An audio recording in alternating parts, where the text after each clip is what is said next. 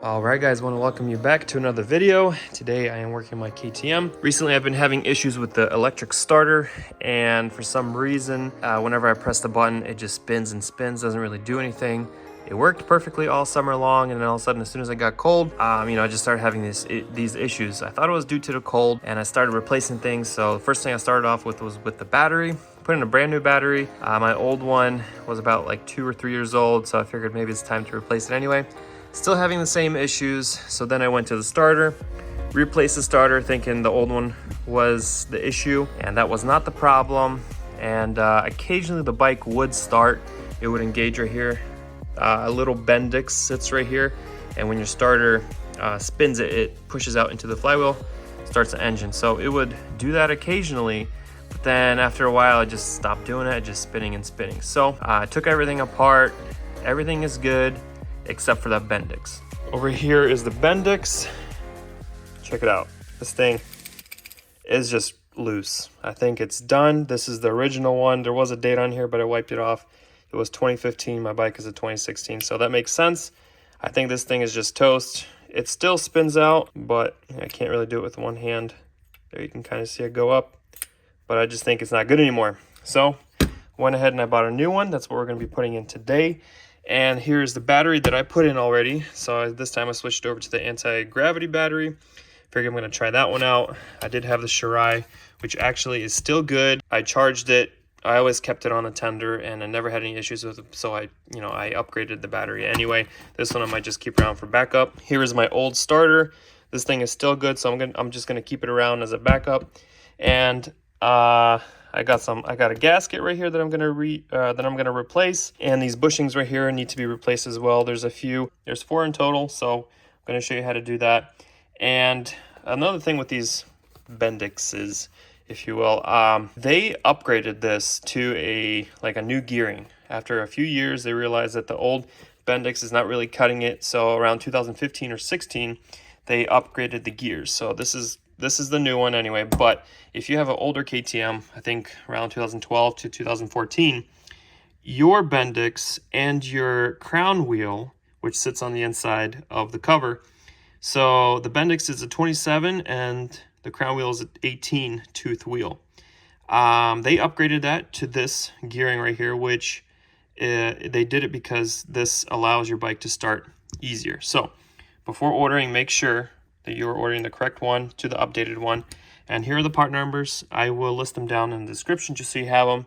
But here's the Bendix, and I didn't order the crown wheel because mine was good and I didn't need to replace it. All right, so switching back over here. Here is one of the bushings. These do wear out, so you need to pull them out with like a blind bearing puller and replace it. There's another one right there, and I believe there's one on that cover. As soon as you take it off, there's one on that side as well. So yeah, so I'm gonna just dive in here and start fixing this bike again. All right, so first step is I'm going to remove this coil, and the reason why I'm doing that is just so I can get in there, clean everything up, and then I'm going to take this up on a bench and I'm going to remove that bushing right there, and we're going to install a new one.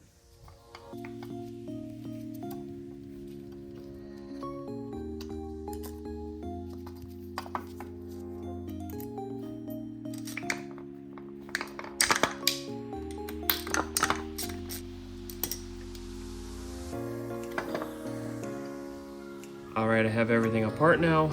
You can see that there was some water that was getting in here at some point. And here's the crown wheel that I was talking about. You want to count the inside teeth on this gear to see which one you have, whether it's the updated one or the old version. Also, here is that bushing. Here's another one. The third one sits right there. And the fourth one is on the cover. Okay, so I'm gonna take out this bushing out first. I'm going to use this blind bearing puller right here. This is a 8mm.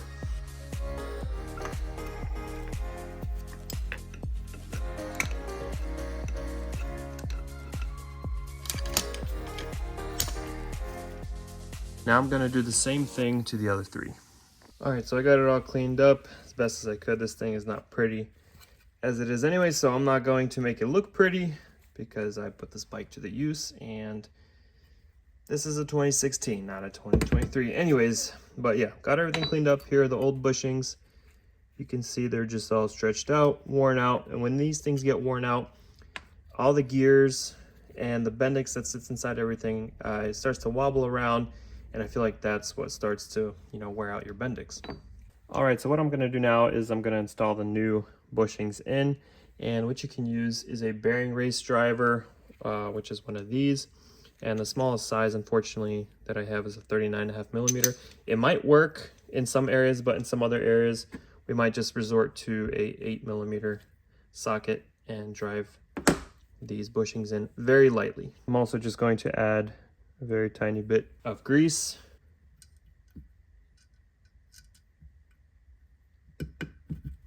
Well, this one went in by hand. I didn't even have to use this. All right, that was easy. By the way, here's the part number. Dab of grease. Let's see if this one goes in the same way. This one's gonna require a little bit of force. All right, this side is done. 2 more to go.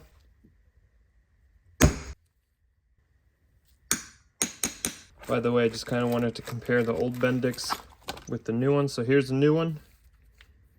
Nice and tight, nothing really rattles. And then here's the old one. First of all, everything's rattling. It does appear to work, but this thing, I think it's junk. All right, so what I'm gonna do now is I'm gonna grease everything. Saw this on a Jeff Slavin's video. I don't know if this is considered the wet mod or not. He was pretty liberal with the amount of grease he put on, so I'm gonna do the same. All right, now that that's done, I'm going to add a dab of grease into these new bushings. And what I'm gonna do now is install the coil here. I'm going to use a dab blue Loctite on here. Ooh, that might be a little too much.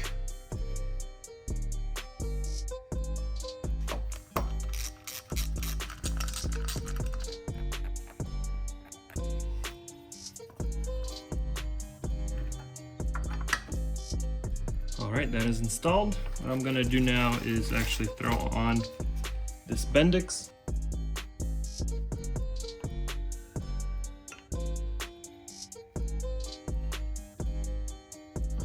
I believe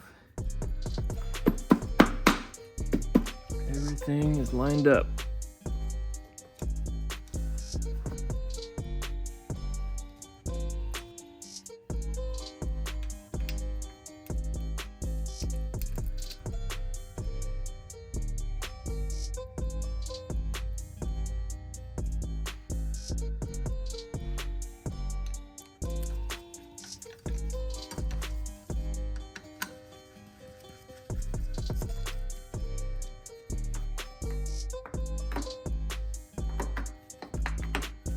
All right, so everything is pretty much on there. I still have a couple bolts left, but I want to test this thing out. I have no pipe, so I'm a little afraid to start it, but I'm gonna hold down the kill switch, see if it cranks over. Yep, she's fixed. That's what I like to hear. It sounds pretty good to me. So let's finish putting it back together and fire her up. All right, the bike is back together. Got the pipe on. My pipe is definitely bent. I definitely took a hit. You can see that it is not fully seated inside, so it is bent that way. So I think one of these days I'm gonna take it off, heat it up, put it on a vise, and see if I can try to bring that out a little bit so I can seat a little bit better. But so let's fire it up. Let's see if everything is fixed. Gas on, choke on.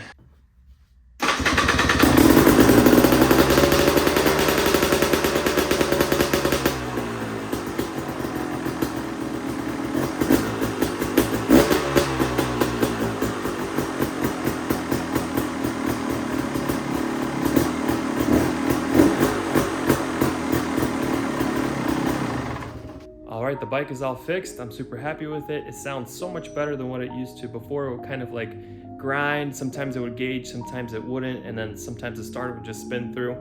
So knowing that your battery is good, your starter is good, and the starting solenoid is good as well, your problem is going to be the Bendix. If you have any of those symptoms, it gets grinding, not engaging, replace it. It's only about 120 bucks on Rocky Mountain, and it's super easy to do. I feel like anybody can do it.